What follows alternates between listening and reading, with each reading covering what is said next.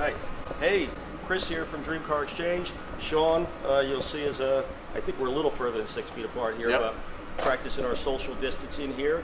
But we're excited to bring our second in the series of our Would You Rather. Kind of stepped it up from the last one, Sean. Yeah. So we're starting here with a 2000 Ferrari 360 Modena and a 2004 Lamborghini Gallardo. Most importantly, both gated 6-speed manuals. Yeah, that's going to make that test drive more fun. Yeah. So again, we'll recap what we did last time. So we're going to be looking at the exteriors of both cars.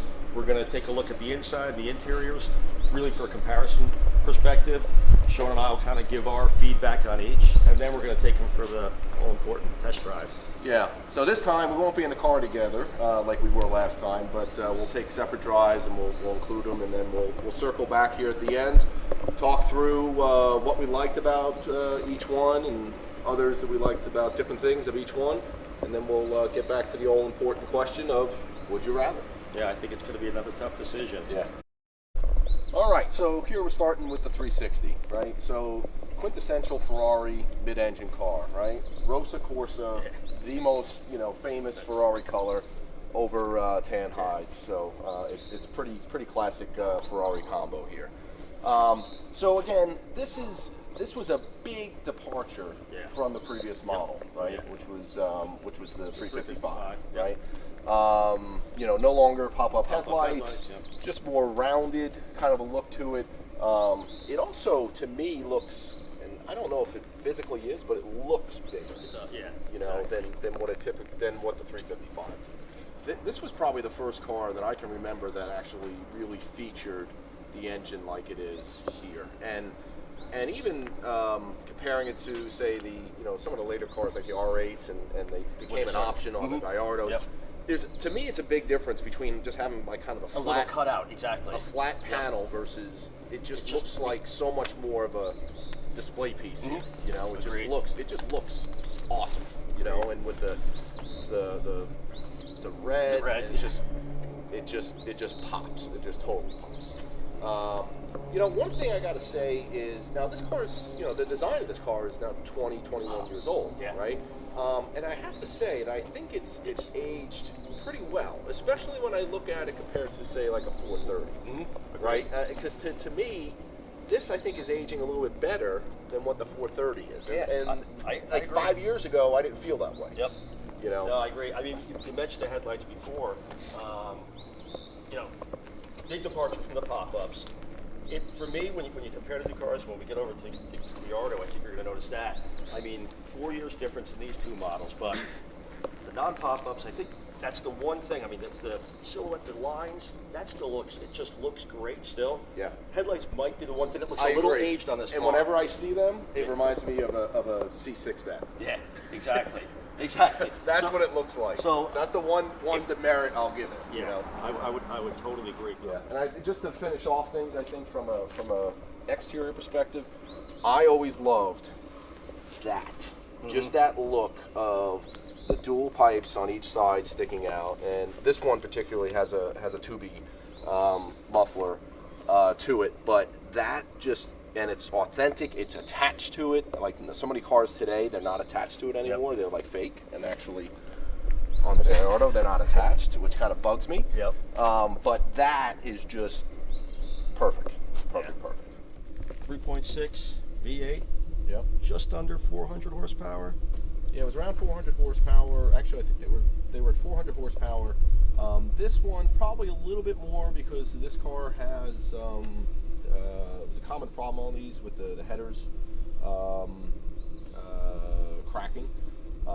So this has aftermarket headers and what they call hyperflow cats. So I'm assuming they're like a 200 cell cat or something like that. So it's probably a little bit more than what the 400 was. And the 2B might give you just a handful. But yeah, I mean, to me, this is just the centerpiece of the car, without a doubt. From the way it looks, the aluminum, oil cap, it just really kind of makes it stand out for sure. So it's on display, and it should be on display. It is, no doubt. So pretty classic look, and it's a pretty one. She's a beauty. All right, so let's move on to the Gallardo. Yeah. All right, so love the color here on the Gallardo. Awesome. Actually, this is one of the things that really attracted me to this car. It's called Blue Callium. I believe that's how it's pronounced. But to me, before I saw this particular car, I always loved the pearl yellow, the pearl orange. That was one of the ones I was kind of targeting. Again, the early Gallardos, they had a lot of those in those colors. And then I saw this, and I pretty much fell in love with it. The color is it's just striking. No doubt. I mean, we've been together and we've been at some shows where there's been a whole row of Gallardos, and made the comment this would stand out amongst any of them. Yeah. I mean, this color is just fantastic. Yeah. I absolutely love it. And I think, when we were talking earlier, the color just changes with the lighting too. Absolutely. Significantly. A lot of, most cars do, but the blues always seem to take on such a different look with the different lighting. So let's take a look, kind of take a look around the car here. So one of the things that I noticed actually when I was cleaning them earlier is how much shorter the hood is compared to the 360. Yeah. Definitely more angular. Again, this is the first year Gallardo. They ran this car for, I don't know, 8 years, 9 years before the Huracan came out. And honestly, I think they did some minor tweaks to the front bumper and the rear and the lights and stuff. But overall, it was pretty much the same car for a long period of time. Talked about headlights, but that's certainly a difference here. These still look modern. Yeah. So that's why I think the car is holding up that much better from the look of it overall. I would agree. Got a little spoiler in the back. Yeah, so that comes up at speed. Yep. But one of the things I really like about this car too is when I originally had the car, it had the stock wheels on it, right? So stock 04 wheels, and actually they were chromed, which I really didn't see many of those. I came across these ADV.1s, and I fell in love with them. Yeah. They're just like, again, pretty basic 5 spokes, but they just, and I'm not usually a kind of a matte, not matte, but like a darker gunmetal kind of color, but I think it really, really works to kind of tone down the brightness of the blue a bit. But I think it really, really transformed the look of this car, I think. No doubt. Why don't we take a look towards the back here, right? I think honestly, it's probably one of my least favorite parts of the car is the back.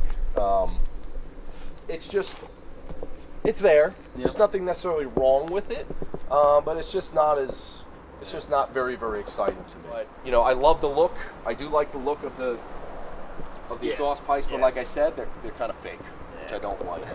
So if you look in there, you can see they're not attached to the pipes themselves. So to me, it's just kind of that a little bit of lack of authenticity just kind of bugs me a little bit. Yeah.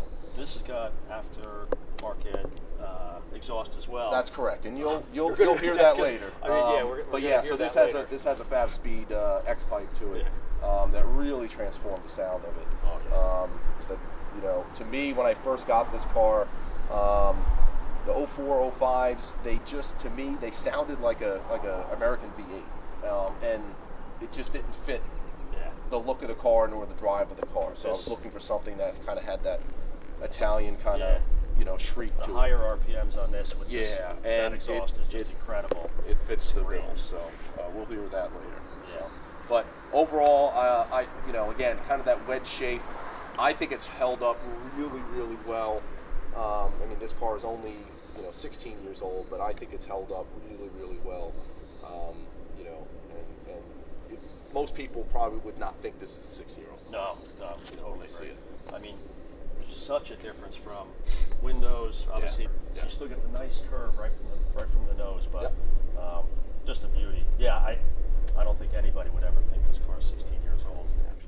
All right, so let's take a look at the engine of the Lambo here. So again, doesn't have the presentation of the 360, I don't think, because of, even if it did have the clear, clear, which I think was a $4,000 option or something like that, to have a piece of glass. Yeah. Smaller again, it's a little narrower, and even just having the runners being black versus red, it just doesn't have that that visual kind of presentation that the 360 does. All right, let's take a look at the interior of the 360 now. I'm going to jump in here. Pretty easy for me. I'm a small guy. I can jump in these cars pretty easy. Know a lot of people, the sill's kind of wide, and we're obviously low. In here, I mean, I think this is the main point. Nice, Sean mentioned the gated 6-speed. So, but from a interior perspective, it's hard to not say something about, you know, with this one in particular, there are some sticky buttons here. I mean, it's a common problem with these, but otherwise, tan interior, as we said. These aren't the Daytona seats. You see the deviated stitching here. One thing that for me personally, I'm one that doesn't necessarily like so many different colors all blending in together for kind of one look. So there's a lot of different colors going on here, where you have the black pad up here, you have the tan, you have all the gray with the more metallic look here. A few things I really like about this interior is, as you mentioned, I love the deviated stitching. You know, the red on the seats, the red on the black even pops even more. One thing that really stands out on this one is the red carpeting, right? There's not that many. Most of these will have the black carpeting, some will have the tan, but the red carpeting really kind of stood out when we were kind of looking at this one. Chris, I totally agree with the lot of different kind of colors and materials in here, and I think if they just got rid of the silver, if it kept it black or something, it would make a huge difference. But that's in all of them, the silver. So it is. When you have a black one, it almost blends better because you have the black and the silver. That's right. When you have it with the tan, it kind of like just doesn't work as well. It throws you off a little bit. At least Agreed. for me. I mean, but it sounds like it for you as well too. Yeah, and to me, you know, and we'll experience this, I think, when we drive. You know, the steering wheel. I love the steering wheel in this car. It's just a classic 3-spoke, you know, steering wheel, and you know, again, once you're driving, you know, having that tack front and center, it's a great look to it. There's always a trick getting into these cars. So for me, this one definitely has a wider sill to it, so I always got to kind of plant my hand in there, have the butt fall down, and then swing the legs in. So this car is a little tight. So again, I'm 6'2", almost 6'3". It's pretty much all the way back. So it is definitely a little bit tight in here. But if I look at it from a design perspective, as you can see, this is all Audi, right? So Audi radio, Audi HVAC, you know, controlling the mirrors. But this is not. Leather everywhere. All in here, all stitched. It's not deviating, but it's, you know, you can see all the stitching. Alcantara headliner. You know, it's definitely tighter in here. You can even just see the footwells there. There's less space there in general, and headroom in this car actually is a challenge for me. Actually, when I was looking to buy one of these, I was specifically looking for one that did not have power seats, because the manual seats save another kind of inch and a half or so, which really makes a big difference. And I actually kind of tilt the seat a little further back than what I normally would. Again, dash kind of reminds me Audi-ish. Just kind of the way they look a little bit. I know that's kind of Lambo, but kind of Audi to me. Steering wheel, just not as, you know, it's got a flat bottom, which was kind of newish back in 04 in cars. Just from a, you know, it feels fine. Just probably not as good looking as the steering wheel in the Ferrari. I would agree. I think even where you mentioned, I mean, this kind of came out when 360 was going away, moving over to the 430. I mean, interior-wise, certainly looks more modern as well too. It does. It does look modern, but honestly, I don't know how well it's aging compared to the 360. It is as similar as these cars are. The interiors are quite different. I think. Agreed.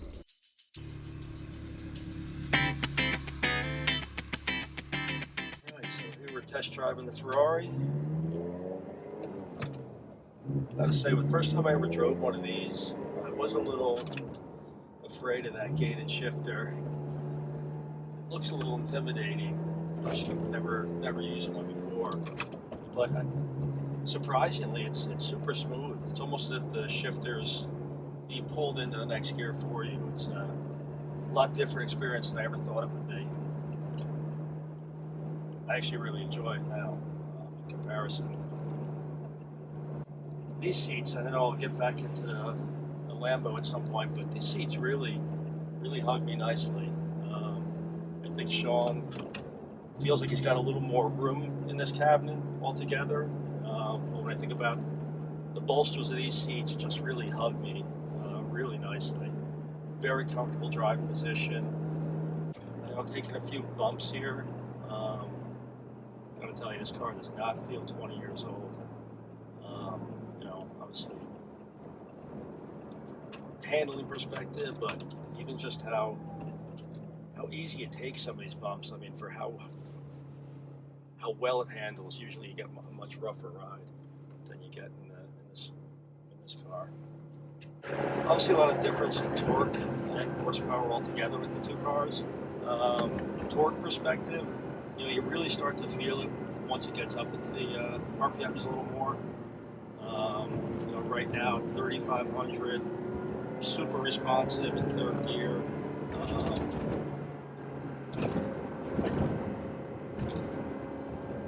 Steering is just super precise. Feels very light, but not in a bad way. It's just feather touch, and the car is really responsive. I think that made a noticeable difference between this and that feel in the Ferrari versus the Lamborghini. You know, again, rear-wheel drive versus an all-wheel drive car. Get a lot of nice engine noise here. I mean, obviously it's right behind us. Not overly loud, but you know, you get it up in the upper RPMs and you do start to really hear it a lot more. As much as the engine is here from kind of exhaust. Good vision all the way around. You know, with this car, that you can see the hood. Does feel like you're kind of right out there on the road, but you do get a little vision of the hood. Good vision all the way around, out the back window as well too. Feels nicely. Even here at 45, probably 3,200 RPMs. Wants to pull, but sounds like it's revving higher than it actually is. Clutch is got a bit of a heavy feel to it, but these points nice and smooth. That was really fun. That was really enjoyable. It'll be a treat getting into that Lambo though too. That's gonna be it. Here we go. Steering wheel feels great. Again, nice kind of good design of it, so you're able to put your thumbs where you want it at 3 and 9. Pretty compliant for the type of car that it is. You know, it's definitely firm, but it's not overly jarring, that's for sure.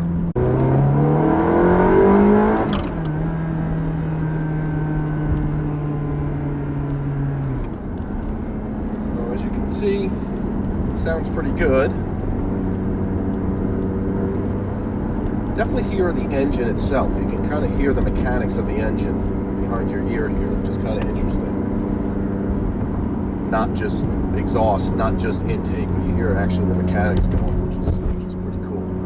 So one thing I think that people have mentioned in the past is that they feel like the gated shifters are a bit cumbersome and kind of clunky. I don't know, like I've never really noticed that so much. Maybe it takes a little longer.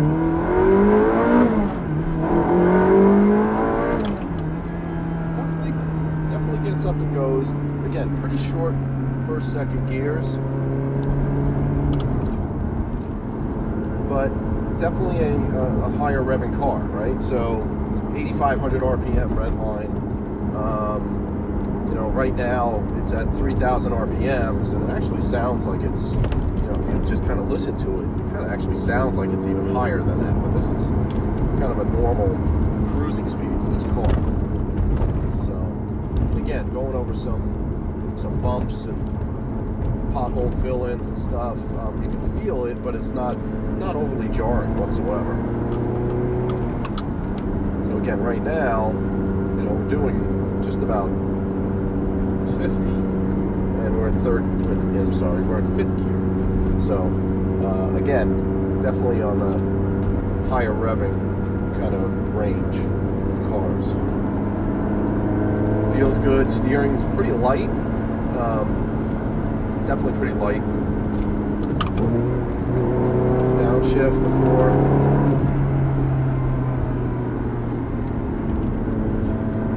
Again, I think switching through the gears, I just love that sound of the clickety-clack.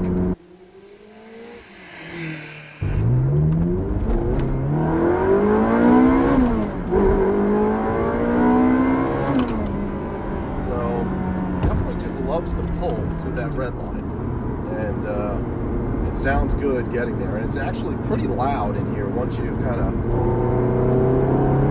of step on the throttle. It's pretty loud inside here.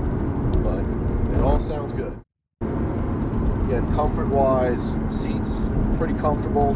We got plenty of headroom here, so that's not a factor. Plenty of leg room.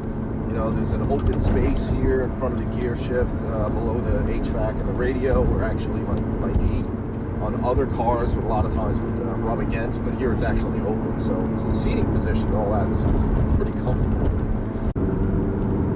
Again, going through the turns here. Feels good.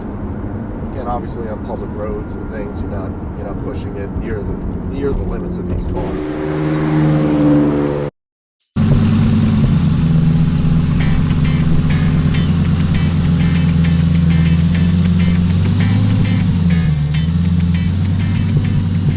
All right, my turn in the Gallardo. This is a real treat. Never driven one before. Wow. That is different. I'll be enjoy that when I get out on the highway. Really didn't take that first gear too long. It's much longer first gear. Sean was mentioning that as well, I'm sure. That engine sound is just incredible in this car.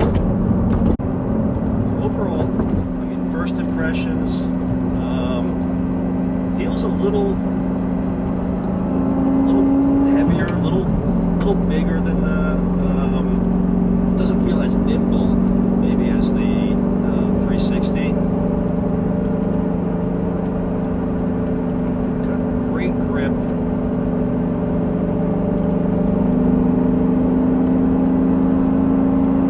Steering feels just a little tighter.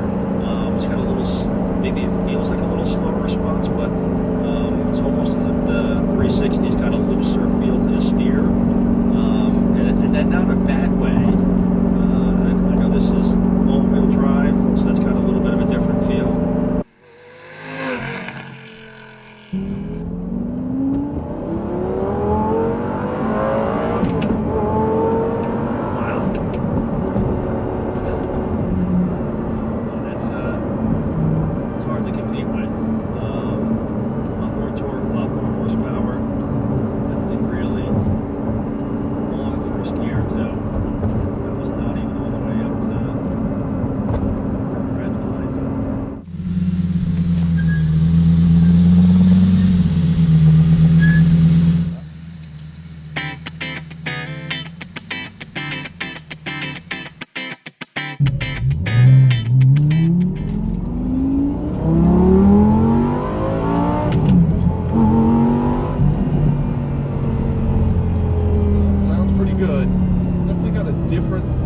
Different sound than the Ferrari does. And again, similar to the Ferrari, I hear a lot of the kind of mechanics of the engine itself.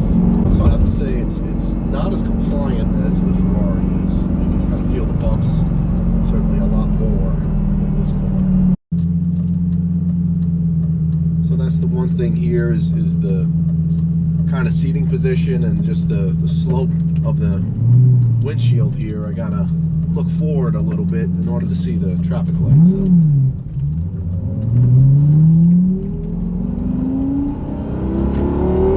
Love that sound.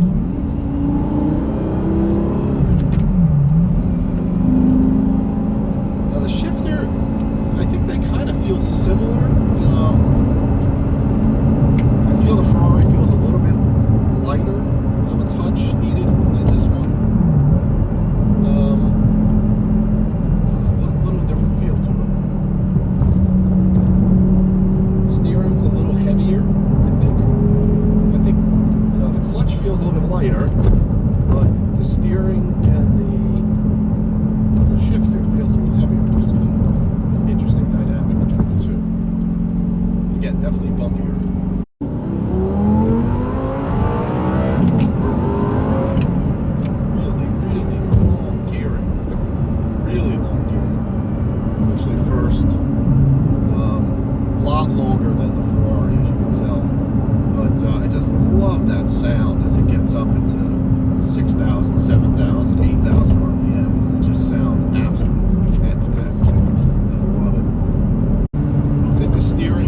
Quite as precise as the 360s. I think the 360s almost is a little too light almost, but I like the preciseness of that versus this feels like there's a little bit of off-center kind of dullness to it. Maybe it has to do with all-wheel drive versus just rear-wheel drive. Not sure, but it just doesn't feel as crisp, so to speak, as the 360 does.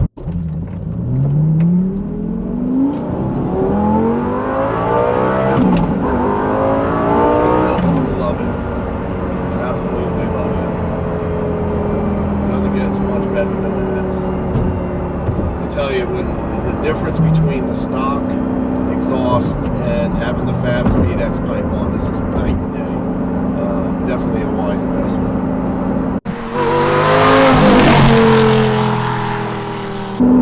One thing I definitely notice is this definitely feels like it has much more torque than the 360.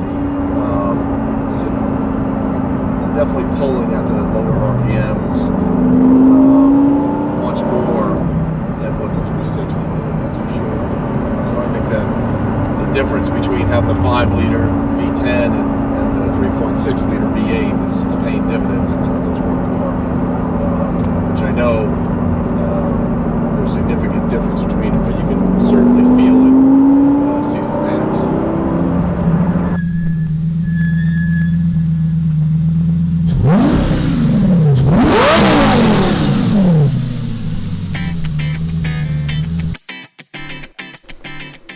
So we're back, right? So here we're going to do our recap of Would You Rather and kind of go through our exterior, interior performance, and then which one talks to you most, and wrap that all up into which one we'd rather have, right? Yeah, I'm still thinking still about processing? it. Yeah, I'm still processing.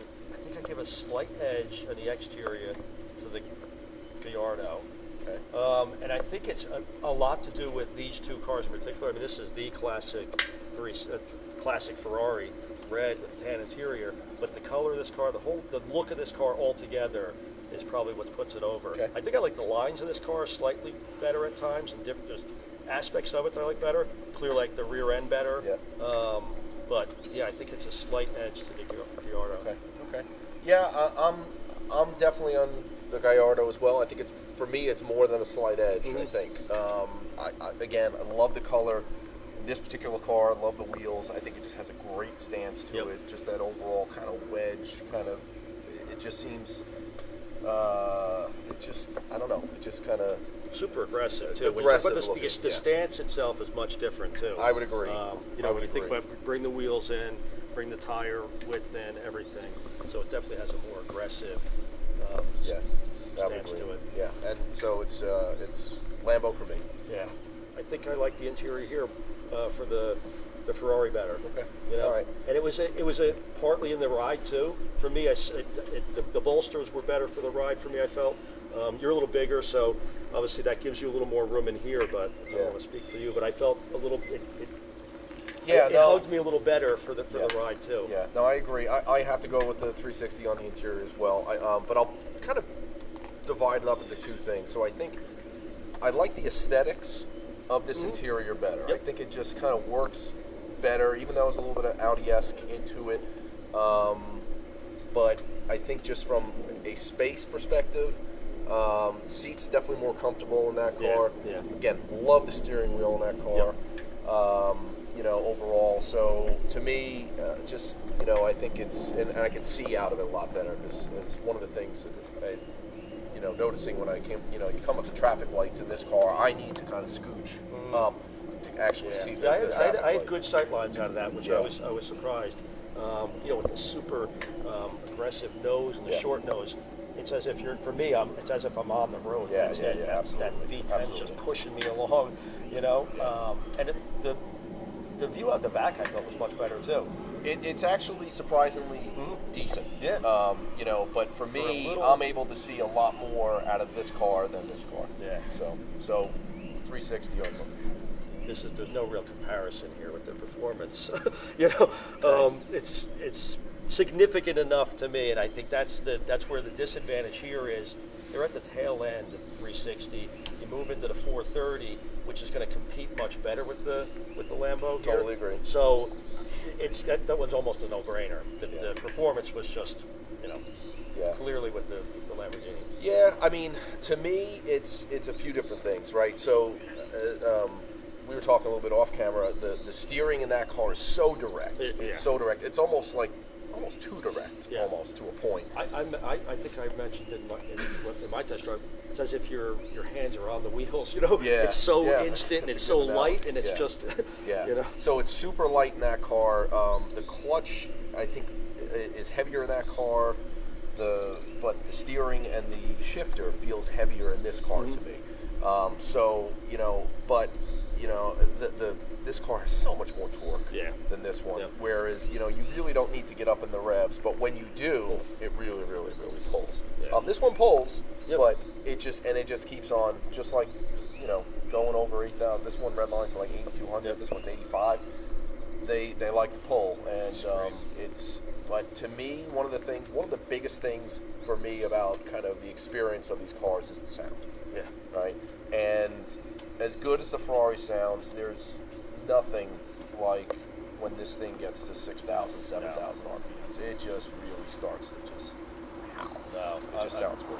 So performance is for me here too. Yeah. So, all right. So next we got which one talks to you more? So this is definitely very subjective. This one's loud and clear, talks to you. It's talking to you the whole time you're driving it. You know, it's giving you that instant kind of feedback about what you're doing. It's a little more finesse in the ride, and it's just a little more. This one. That's a good point. 'Cause this one, it is so much more compliant than this. I mean, you feel every single bump in this car. Yeah. This one, it's much more comfortable. It is. It's much more comfortable. It is. Speaking to me, I think this car gives you a well-rounded feedback that I think I would give it the speaking. Even though this, I mean, it's speaking loud and clear. It's screaming in your ear. Right. But I think when I bring it into not just that aspect of it, but the overall kind of feedback that you're getting from the car that's giving you that instant kind of feel. Yeah. All right. Okay. All right. So I'm gonna differ on you on this one. I'm gonna go with the Gallardo again. Again, for me, this is the one that really just gets my blood pumping. It really, really does. And again, whether it's a combination of the sound or just the torque or the pull or I'm not sure what it is. I think it's just that total experience. You know, I'm gonna give the it talks to me. This one talks to me more. Yeah. So, all right. So that brings us to final. Which would you rather have? So. For me, I think it comes down to, you know, the test drive again. It's close, but the parts that start to really pull away differently is just in the performance of the Lambo. Even though that one talks to you more. It does talk to me more. It gives me good feedback. It gives me, I think the pure performance of the Lamborghini though, it's just hard to. Okay. All right. Yeah, the way I equate these cars, I mean, I think they play out their badges very well, right? I mean, this one is definitely, you know, the galloping horse, and this is a bull in the china shop. Oh, I think the first time I've ever seen the two cars next to each other, and the first thing that comes to mind is this is brute force, and this is a little more of a finesse. Yeah, I agree. So for me, you know, I'd rather have the Gallardo. I think, you know, again, not that there's anything wrong with a 360 by any stretch whatsoever, but this is the one that really talks to me. Love the look of it, love the color, love the sound, power, drives great. You know, wish it had a little bit more room inside, a little bit more compliant, but other than that, absolutely love the car. Yep. Yeah. So there you have it. So two for the Gallardo, eh? Yeah, 2 for the Gallardo. That's I'm not super surprised, but it was close. I think it was close. Okay. It was I think it close was for me. I think it was closer for me than I think it was me. for you. Yeah, I would agree. But yeah, I mean, if you enjoyed the video, we'd love comments, feedback, but also subscribe. We'll be putting out more of these Would You Rather comparisons in the future. So yeah, thanks for joining us, guys.